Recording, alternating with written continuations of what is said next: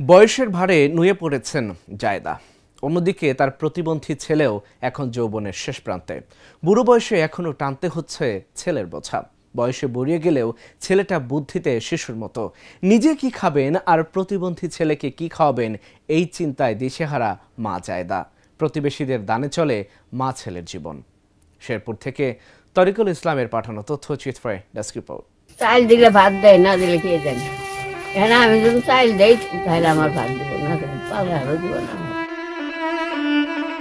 ৭৫ বছরের বিধবা জায়দা খাতুন। ৪০ বছর আগে স্বামী তফিল উদ্দিন মারা গেলে ৩ ছেলে ও ১ মেয়েকে নিয়ে শুরু হয় তার সংগ্রামী জীবন। অভাব অনটনে ভাগ্যের চাকা ঘোরাতে ৪ সন্তানকে সাথে নিয়ে পাড়ি জমান ঢাকা শহরে। গার্মেন্টসে কাজ করে সন্তানদের বড় করেন। মেয়েকে ও ছোট ২ ছেলেকে বিয়ে করালেও বড় ছেলে বাক ও বুদ্ধি প্রতিবন্ধী হওয়ায় হয়নি ঘর সংসার। অনেক বছর ভিক্ষা করে সংসার চালালেও এখন আর সেই জোগাড় নেই। আগে তাও মনে করেন চোহ দেখি ঘুরি গাড়ি খাইছি, এখন চোহও দেখি না, কানা হয়েছি।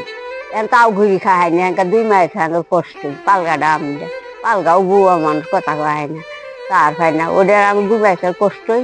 এরা ঘর নাই, ওদের না উচ্ছেলি পানি খাইছে, টাকা সব ভিজে আছে। তারপরে এখন কি করবো, কষ্ট যা খাই তাই খাই, ওই খাই। আল্লাহ দিকে দিন খাই তো বাসায় আসছে, এই কষ্টই করে না আর কি কষ্টই। আল্লাহ কতদিন বাসাইছ, আর কি করবো, করার কিছু নেই। আমার দেহিও নেই, শুনিও নেই, এর দেশে কোথায়। স্থানীয় প্রতিবেশীরা সরকার, বিভিন্ন সংগঠন ও বিত্তশালীদের মাধ্যমে মা ছেলের ভরণ পোষণের একটি স্থায়ী সমাধানের দাবি তুলেছেন। এই বুড়া আপনার বিধবা মহিলাটা আজকে প্রায় অনেক বছর থেকে স্বামীহারা, ছেলে একটা পাগল। এখন পর্যন্ত আপনার ওরকম কোনো ঘর বাড়ি বা বাসত বাড়ি কিছু নাই, খাওয়া দাওয়া সব দিক দিয়ে অসুবিধা, চলাফেরা তো ঠিক মতো করতে পারে না। আগে তাও একটু উঠা ভিক্ষা টিকা করতো, এখন এই অবস্থাও না। এখন বিছনায় পড়ে গেছে, কে খাবার দিতেছে, কে ঘা দিতেছে, কোনো খোঁজ খবর নাই। এক গ্লাস পানি দেওয়ার লোকটাও নাই। আসলে এই বৃদ্ধ মহিলা নিজে চলাফেরিয়ে খাওয়ার মতো এখন কোনো অবস্থা নাই, তার অর্থ নাই, তার সম্পদ নাই। সে এখনো অভাব অনটনের সময় পার করতেছে। যদি প্রশাসনের পক্ষ থেকে, জনপ্রতিনিধির পক্ষ থেকে বা কোনো সংস্থার পক্ষ থেকে তার যদি ঘরের একটা ব্যবস্থা করে দেয়, তার যদি খানা দানার একটা ব্যবস্থা করে দেয়, তো বাকি জীবন সে চলাফেরা করতে পারবো। ওনার ছেলে একজন বড়, সে প্রতিবন্ধী। ওনারা মানে অনেক কষ্টে জীবনযাপন করতেছে। ওদের দেখাশোনা করার মতো কেউ নাই। 2টা পোলা আছে, 2টা পোলা ওরকম অবস্থায়, মানে ওরা যে কামাই করে, মানে ভাই মা দেওয়ার মতো ওর সামর্থ্য নাই। আর একজন ঢাকাতে, ওনারা যে অসুস্থ হয়ে যদি পড়ে, ডাক দেওয়ার মতো 2জনের ভিতরে কারো অবস্থায় ঠিক নাই। পাইলে খা, না পাইলে রূপে আন্দা বাড়ি আর চুল্লা বাড়ি আছে, চুল্লে টুলে কিছু পাড়া মানুষ দিলে পাইলে খা। এর মা হচ্ছে বৃদ্ধ মানুষ, চোখে দেখে না, আর ছেলে একটা প্রতিবন্ধী। কেউ কেউ কিছু দিলে খাইতে পারে, না দিলে খাইতে পারে না। তার 2টা ছেলে আছে ঢাকাতে, তারা কিছু দেয় না, দেহেও না। মা ও ছেলে বিধবা ও প্রতিবন্ধী কার্ডের আওতায় এলেও এটা তাদের জীবন ধারণের জন্য যথেষ্ট নয়। তাই আরও সহযোগিতার সুযোগ এলে দেয়া হবে বলে জানান এই কর্মকর্তা। মাটিয়াকুড়া গ্রামের জায়দা খাতুন, উনি আমাদের শ্রীবর্দী উপজেলা সমাজসেবা কার্যালয় থেকে বিধবা ভাতা পাচ্ছেন।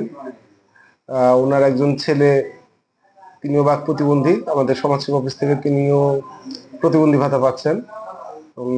তাদের পরিবারের পক্ষ থেকে তাদের পরিবারের জন্য যা কিছু করা সম্ভব ছিল আমাদের সমাজসেবা অফিস থেকে করা হয়েছে, এবং পরবর্তী সময়ে আরো যদি কোনো তাদেরকে সাহায্য সহযোগিতা সরকারি দেওয়ার সুযোগ থাকে, সমাজসেবা অফিস থেকে দেওয়া হবে।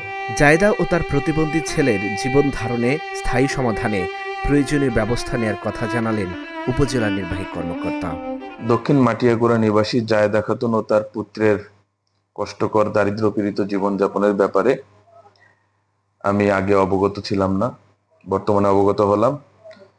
যতটুকু খোঁজ নিয়ে জানা গেল যে তারা ইতিমধ্যে সরকারের বিধবা ভাতা এবং প্রতিবন্ধী ভাতার আওতায় রয়েছেন। এরপরেও যদি তাদের সচ্ছল জীবনযাপনের জন্য উপজেলা প্রশাসন সাধ্যমতো চেষ্টা করে যাবে। সরকার বিভিন্ন সংগঠন ও বিত্তশালীদের মাধ্যমে জায়দা ও তার ছেলের ভরণ পোষণের স্থায়ী সমাধান করবে, এমনটাই প্রত্যাশা গ্রামবাসীর। Dhaka journal news desk.